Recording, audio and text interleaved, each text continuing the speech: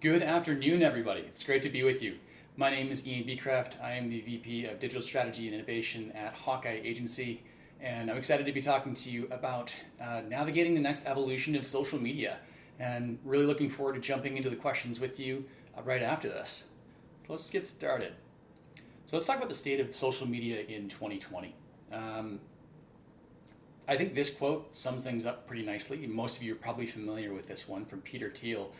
When we referring to social media, saying we wanted flying cars, instead we got 140 characters. It's really a statement about innovation in general, but it sums up nicely kind of where we are in social media. There's an enormous amount of things that have happened over the last 15, almost 20 years now, and there's a lot you can do with social media, but it still remains kind of tied to the same type of content. You can post things like audio, video, text, and a little bit more than that, but it's still pretty much tied to a few formats. But there's so much more possibility and so much more potential, and that's a lot of what I'm going to be talking about today. And I think we can all agree that social media is kind of in its awkward teen stage. And I say that from both a technological perspective and also from a social perspective. Given what we've seen in the last few years, especially starting with the Cambridge Analytica scandal, all the way through to today, things like the bots with the extra polarization that's happening as a result of this, the hate speech, an enormous amount of social anxiety that comes from social media. It really is kind of at that 13, 14 years of age, teenage angst kind of stage. It still has a lot of developing to go, and it's come a long way, but there is another evolution it has to go through to kind of get to its maturation stage. And I think that the technologies I'm going to talk about today will help us get there. So what does that next evolution look like? Well, let's go back and define some of the technologies that have kind of been the staples of digital media in general over the last 10 years. One is 4G, the ability to get reliable connection pretty much anywhere at speeds that allow you to consume video and also process on your phone things like lenses from interactive effects. That changed the game for social media. It changed it from just being able to post text posts to high definition imagery to video, which has become the primary consumption on social media. It wasn't that long ago that video wasn't even part of Facebook. In fact, I think it was 2016 that they announced they're going to be a video first social network. That's not that long ago. Walled gardens defined social media for the last 20 years, and that's Facebook, that's Snapchat, that's Twitter, you name it. But we're going to start seeing the capability and functionality of those social networks start to open up and be democratized a little bit more over the next decade. And then smartphones. Of course, with the advent of the smartphone, that changed the game in terms of making social media mobile, making it immediate, and making it culturally relevant in a way that it's about that immediacy. So the defining components of the next 10 years are going to be 5G, AI, and XR. The three wise men of the buzzwords you'll hear everywhere you go. They pretty much lost all meaning, and we haven't really even gotten into a place where we can enjoy really what they can do just yet. 5G, of course, being the connection, the next evolution of mobile networks, and it is so much more than just speed being what it can do. Throughput, latency. Latency is really going to be key here, and I'll talk about that later on, but the ability to do things in near instant real time with a 1 millisecond delay is going to change the world. AI, of course, artificial intelligence, being embedded in things like social networks, not just for recommendations, but also for facilitating interactivity. And then XR, which is essentially an umbrella term for augmented reality, virtual reality, and mixed reality. The ability to work across these different immersive technologies. And we're going to talk a lot about this one today. But how are some of these things playing out? Well, one of the most important developments in social media and digital media in general is something called visual commerce. We've had the evolution of digital commerce, e-commerce, and there's now v-commerce. Well, visual commerce is about using computer vision to be able to facilitate digital commerce transactions. Not all that new. Many of you probably seen this before, especially things like Pinterest Lens, being able to take a picture of something and then understand what it is, or even go shop for that specific item at maybe Nordstrom or on the Pinterest platform. but this is going to evolve massively. And Facebook's done a lot of research in this territory, and I'm going to start with a video from them on what kind of advancements they're making in the machine vision space to facilitate visual commerce. Imagine this. You've moved into a new place and you realize you need a little more light. An AI lifestyle assistant can analyze your furniture and recommend the perfect mid-century lamp to complement your decor. You can then try it out virtually and even share photos with your friends to see what they think. Plus, when it's time to declutter, the AI assistant can help you sell things by categorizing and describing items in any language. Facebook AI is one step closer to making this happen. All of this starts with building models that can both recognize products and images and understand your personal style to tailor recommendations just for you. We've been building techniques to achieve clothing segmentation, which labels each pixel in an outfit image with its clothing type. Clothing is especially challenging for AI to identify because bodies have many shapes and clothing can take on a wide range of appearances. Plus, clothing is often layered or hidden behind hair. This kind of complexity is really common in Facebook photos. For example, we're building a system that can look at a picture of your outfit, segment each piece of clothing that you're wearing, and ingest them all into a digital closet, allowing you to shop anything in the context of what you own. This essentially open sources fashion for everyone. So this is a huge deal. For those of you who tried to do something like this in the past, you'll see that you'll get something that resembles what you've looked for. Maybe it actually is a polka dot pattern. Maybe it is the color of whatever you snapped a picture of. But it's not really in hyper-individual context. And that's a super buzzwordy way of saying really specific to what you're looking for. And the incredibly complex challenges that Facebook is tackling here are going to take it from a tool or a tactic that kind of works to something that truly allows personalized experiences that are unique to the individual that is engaging with them. Already knowing what's in their closet, already knowing what they've snapped before, already knowing what kind of memories they've had before. And Facebook's probably analyzing your Facebook photos right now to see what you've worn in the past so they can start to make those recommendations. But this is going to be a massive launch for them. And not just in the fashion space, but in many others, as you'll see here. I'm excited to show you how our latest product recognition system works. Some models might work well in fashion, and others in home decor. But a truly scalable system needs one model that can correctly identify millions of products across all fine-grained categories. A big challenge of this is aggregating multiple data sets to train one model. So here's an example of an application. Say someone lists a rug for sale, but they didn't describe it well, or they speak a different language than their potential buyer. All you have to do is take a picture. Our model automatically fills out the metadata across fine-grained product categories. With our predictions, we're able to recognize 90% of carbon material attributes for home and garden products, up from 33% just a few months ago. And this is just the beginning. So this is a massive deal. Up until recently, you'd have to work with different apps for different categories because different companies had invested sometimes millions of dollars in refining machine learning algorithms for a very specific type of image. So that could be home decor. Millions of dollars were invested in that. It could be automotive. Other companies invested millions of dollars in that. And with their vast data sets, of course, Facebook has probably more imagery data than almost anyone else besides Google, they're able to train their machine learning algorithms and start to get a more generalized machine vision algorithm that can tell the difference between all the different types of home automotive or home decor, automotive, clothing, you name it. And this is going to be a very, very important product for them launching their platforms going forward and probably going to change the game for their marketplace. If any of you are using that right now, you can, it's kind of like a newer version of Craigslist. It's not the most graceful experience, but something like this could really give them a leg up and transfer a lot of the e-commerce and shopping that happens on other platforms directly on Facebook. And that's exactly what they want. Now, let's say you take this a step forward, and it's not just about having an interaction on a timeline, but an interaction directly with a very human-looking assistant. Well, each one of these that you see here is what's called a digital being or a synthetic human, including the ones in the center. They're all generated by CGI. but they look very, very similar to you and I. In some cases, it's actually almost a little unnerving, but in other cases, it's so real, it actually doesn't feel all that weird. But companies are starting to use these as digital representatives, and we're seeing a lot of this actually happen even more now that COVID has kind of taken a lot of people away from the workforce. But this is a natural extension of the chatbot.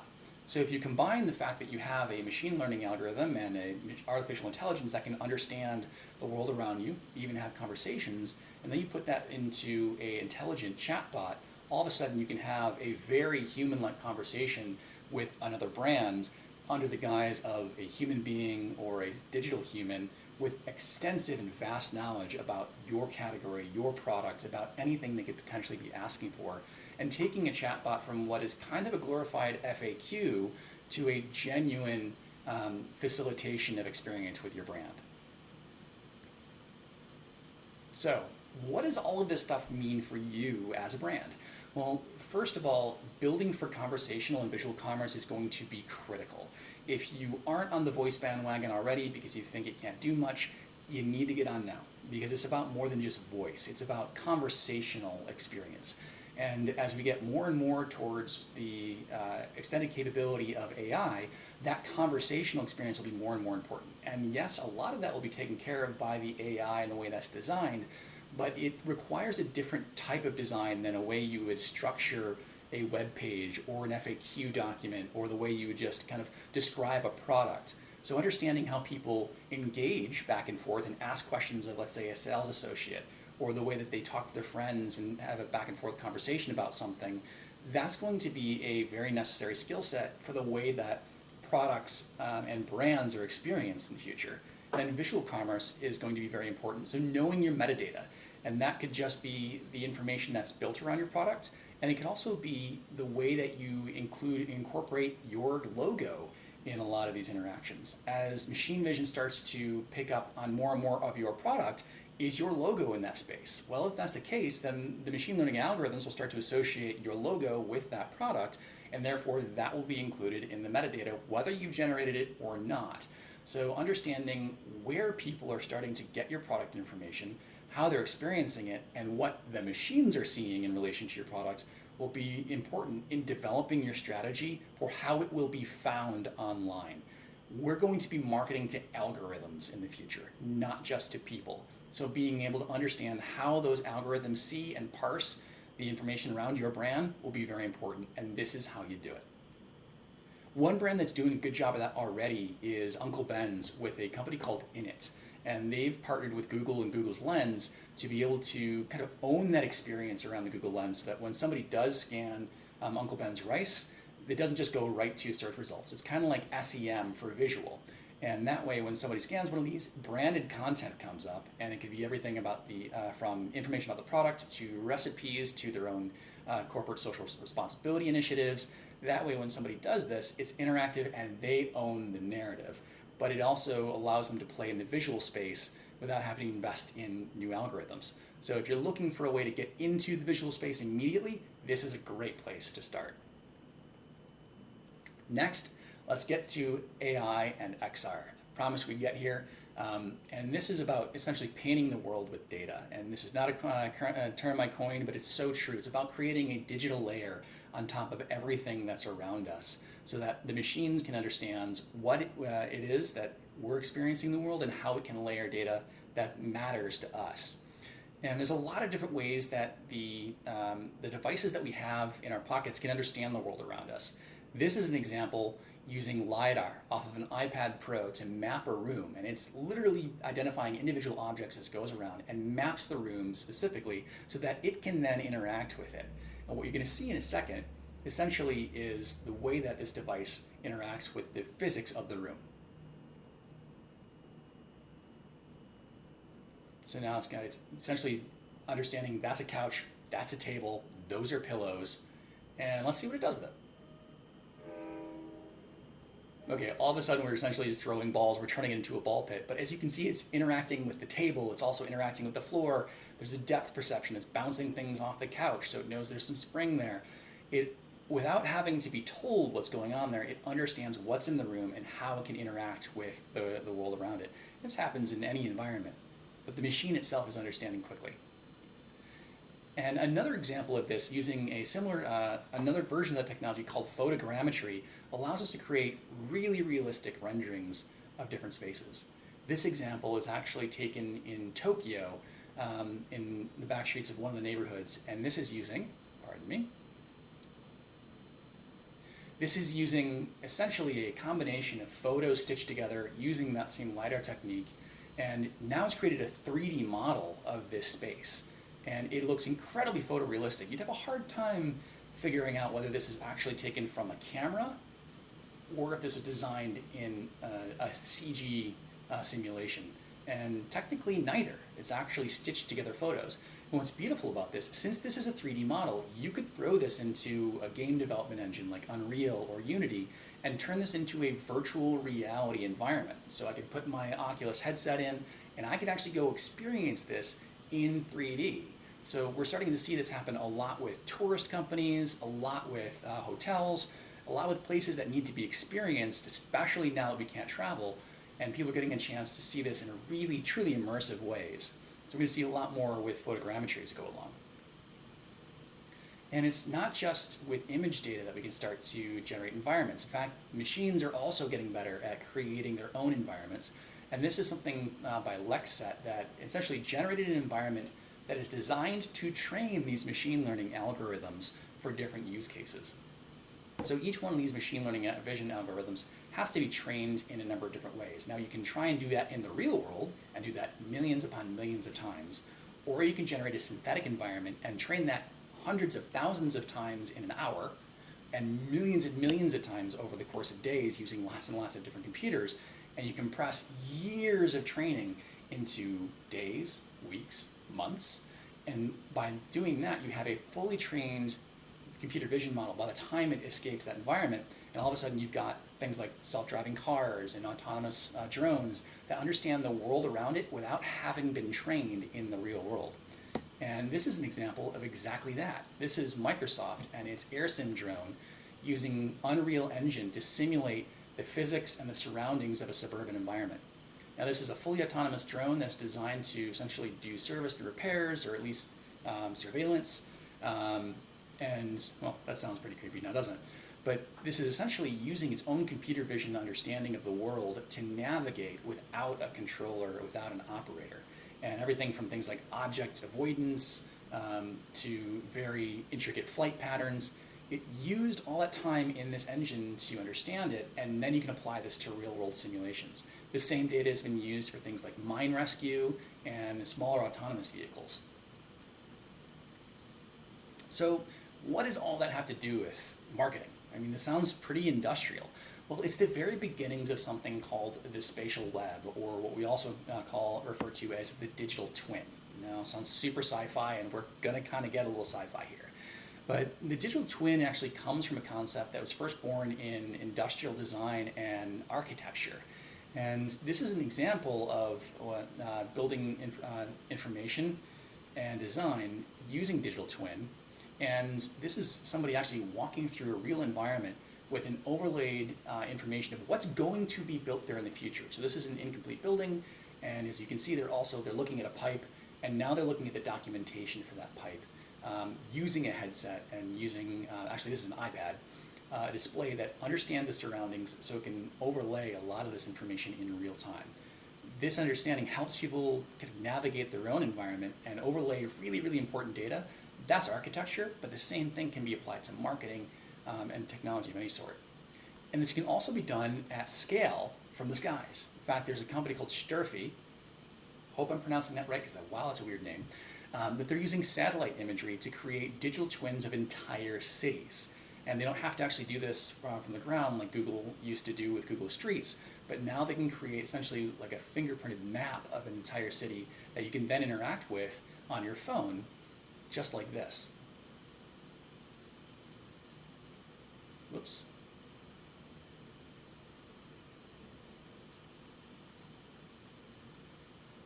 Well, that one doesn't want to play.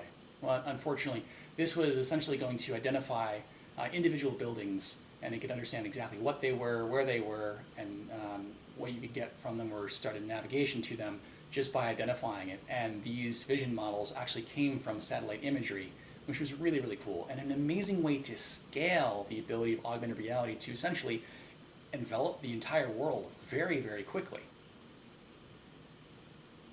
So going forward, what about human beings? Are we going to be part of this? Well, yeah, actually. As we start to build environments that are synthetic and can be inhabited, we're probably going to have a way to get in there as well. And this is a much more high fidelity way of doing that than just using the VR avatars we see. This, what you just saw, was done on a phone. That image, what you see here, was imported from a phone, then into a professional modeling application to get cleaned up a bit. But now we're going to do something called rigging, which essentially attaches this information to ways to control the face. It's like the musculature of the face, so it becomes fully interactive. And now you can actually use this avatar in a 3D scene or in a video game or in a VR scenario. So when you join a collaboration session in VR, your colleagues see the real you in a digital space. And this is going to become more and more common as we go along. So what about the spaces that we live in? Well, those will be mapped as well. This is an example of crowdsourced 3D mapping from 6D.ai. And they're using 4 different phones to crowdsource the same room, and all this data is being uploaded and stitched together so that a 3D model of one office is built to have one single understanding. And it's a lot like the way Waze built traffic data and crowdsources traffic data. Now it's one of the most popular applications in the world, but when it first started, very few people are using it. And here's the map that you can see in 3D. It's super low fidelity. This is using 2-year-old technology. It's not using anything as robust or impressive as the LiDAR on the iPad, but once those are kind of produced en masse and out in the world, these models will be unbelievably high fidelity.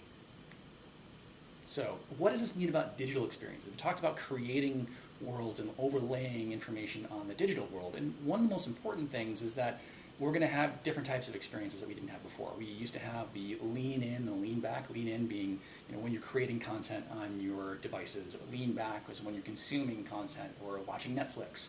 But upright is about augmented reality. It's about either having a headset, which is years in the future, or using your phone to be able to look at the world through glass.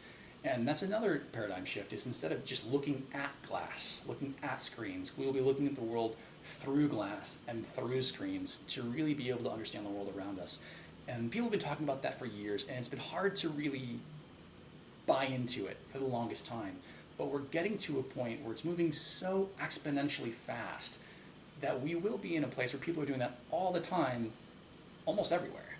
And it will change the way that we interact with the world around us. So how do we think this through as brands? What does this mean for us? Well, how would your product or service operate in a virtual world? What kind of value could it offer? How would it operate differently? What would you need to create for it to be viable in a virtual world? Whether it's a virtual product itself or not, or are you trying to create an experience in that virtual world? And about creating value for the customer, it might be different in the virtual world than it is in the physical world. And a brand that's doing an exceptional job of that is Wayfair. And Wayfair has been doing an enormous amount in spatial web. There's the 3D model API, and they've created 3D models of thousands of their products, and they've open sourced them so that anybody can use them, whether you're building video games or you're building architectural visualizations. And they can also allow them essentially to turn into third-party resellers. So if I'm walking through a video game and I see this chair and I see that I like it, I can actually buy that from Wayfair through that experience because of that API. All of a sudden, they have a massively new distributed media network that they didn't have before, which is incredible. So this is one way of doing it. They've also done projection mapping, so you can see different shapes and different patterns on the chairs while watching and looking at them in physical space. They're doing a lot about understanding how does their product now interact and provide value in a virtual space. So moving forward and talking about tool sets. New paradigms require new tool sets. Everything that we've done in the past has been about designing for 2D spaces in a 2D environment using 2D tools. We need something different. And there's a couple examples of great tools doing exactly that. This is an augmented reality version of cut and paste in Photoshop. Using augmented reality to understand what's in front of it and paste from the real world directly onto the laptop. There you go. 4 seconds from understanding what's in front of it to actually putting it into a document. And this is one of the most amazing use cases I've seen for augmented reality that isn't just novelty, it's actual productivity using machine vision to transfer documentation between different mediums and different devices. So this is something we'll probably see a lot of in the future. This is a beta product developed by a single individual developer, it's not by Adobe. However, they're probably going to buy this. I'd have to imagine they would. But being able to use your devices to use the world around you as part of your canvas is possible through something like this. One of the other trends we're going to see as a result of this is the opening up of some of the technologies typically reserved for social media and those walled gardens. I kind of talked to it and led on with this at the very beginning, was that the walled gardens kind of kept a lot of the stuff inside the apps. And if you wanted to use some of this technology, you had to go to apps. But a lot of that is being essentially built out for web-based use. And one example is Eighth Wall, which is allowing web-based augmented reality, and Trigger, which is Design Shop. Pardon me. And then Amazon Sumerian, which is allowing voice experiences. So you're going to see a couple of technologies used together. One is augmented reality, computer vision to understand the world, augmented reality, using that to overlay graphics on top of that. And then there is voice dictation, which is right down here, to essentially control the experience. So you're using lots of different APIs that you wouldn't be able to use in social media because Facebook and other platforms have not incorporated that in their own AR experiences just yet. So what this is going to do is allow the speed of these types of experiences to be determined more so by the different APIs you can access through web browsers versus what is Facebook releasing on its roadmap. The next is the LiDAR Scanner. Talked about this a couple of times already, and one of the biggest moves recently is that Apple incorporated a LiDAR scanner on its iPad Pro. And this is a game changer for mobile devices. It will eventually be incorporated on the next iPhone launch as well, on the Pro version, and make its way down to lower end devices. It's something that requires a massive amount of computation power, so it's not going to be on your low end devices anytime soon, and it'll probably be 3 to 5 years before it's on devices across the world. But this is going to be a huge thing for Apple, especially as they move into things like the Apple Glasses, which is the world's worst kept secret. But they'll be able to use millions of devices around the world to start to understand how people are interacting with the world around them, understand depth, understand dimension of the objects that people are scanning. And this is going to take augmented reality to the next level. So I'm really excited to see something that used to be a multi-$1,000 device several years ago incorporated in your smartphone. Next is another example of augmented reality and virtual reality coming together to really change the way that we create products and develop them. This is a partnership between Bell and NVIDIA. Essentially what they did is they designed a helicopter in 3D for virtual reality instead of developing a physical product. And then they had pilots get in a VR headset to interact with the device or interact with the helicopter inside. This is the pilot right here. And he would get in the cockpit and be able to interact with the control panel, with the heads-up display, all the different devices, and understand, well, I need changes to this, I need changes to that. And rather than having to change things physically, they were able to change things in real time by manipulating the 3D object itself and shortening the development time of that helicopter by years. That particular process used to take 5 to 7 years, and they shortened it down to 6 months. Which saved them tens of millions of dollars in that development cost. So this is the power of AR and being able to develop things, that digital twin of whatever your product is, whatever your experience is, and be able to experience it in a virtual realm versus having to experience it first and then fix it later. Operating rooms are also being designed in this way. Automobiles are being designed in this way. And there's lots of different ways this can be incorporated, not just for brands with billions of dollars, but brands across the board. And next, Hollywood is not immune to the effects of augmented reality and virtual production. This is an example of somebody doing virtual production from their home. And what they're using is the Unreal Engine that we talked about earlier, which is a video game engine. And they've got a CG scene, it's a computer graphics scene that's already been developed. And Matt Workman here is actually operating a virtual camera so he can control what is seen and recorded for the viewer. And he's kind of walking around in that virtual space. Now, he's not actually in front of that character. He's in front of a green screen, which you can't see. But this is going to change the way the films are made. In fact, The Mandalorian was made almost entirely this way. And more films are being done this way. And there's an independent film movement that's being built out of this on top of it. And it's also being moved into commercial work. In fact, entire product shoots are being done this way, where an actual physical product never even makes it in the room because it's designed in 3D first and then it's shot using a virtual camera. And that's something that you can do by having a virtual shoot, even if your crew is dispersed across the world. In fact, that happens quite a bit, and I have an example of that coming up. So what does this mean for you and your brand? Well, experimenting with new tools is going to be critical because immersive tools are going to be really important to developing immersive experiences. Right now, we're still going to be developing a lot of those immersive experiences with 2D tool sets, but as we move along, more things will be developed in the types of environments that we're trying to create for. So it will be a paradigm shift, and it will require some, pun intended, retooling of our skill sets to understand how we're working with these different tools. A great example that happened from 2 years ago, this is Mercedes-Benz developed this for their Masters series. And essentially, they developed an entire commercial in VR, and they even shot and filmed it in VR. And they were able to create some shots that would not have been possible had they tried to do this physically. In fact, this shot would have been completely impossible because he had to walk through the car to take that shot. And that right now, his controller is acting as the camera. He's able to change the different types of cameras, the different types of lenses through simulation, and essentially use these 3D models to render a scene where no one was ever in the room together. In fact, you saw that the producer was in one place, there were other, his co-producers were in a completely different place, and they shot the whole thing remote. So more and more work is going to be shot like this, and you can create some really interesting things through this just by using a video game engine to do something like this. So I've talked about a lot of different things here. We started with the way that social media has been evolving, its teenage years, what we think it's going to look like when it moves into its 20s, all the way through machine vision and the way we're going to be moving to more immersive experiences with social media, and hopefully some viable examples for you as to how you can start to look at these technologies being incorporated into brand work. So I look forward to jumping into the Q&A with you, and I'll see you in a minute.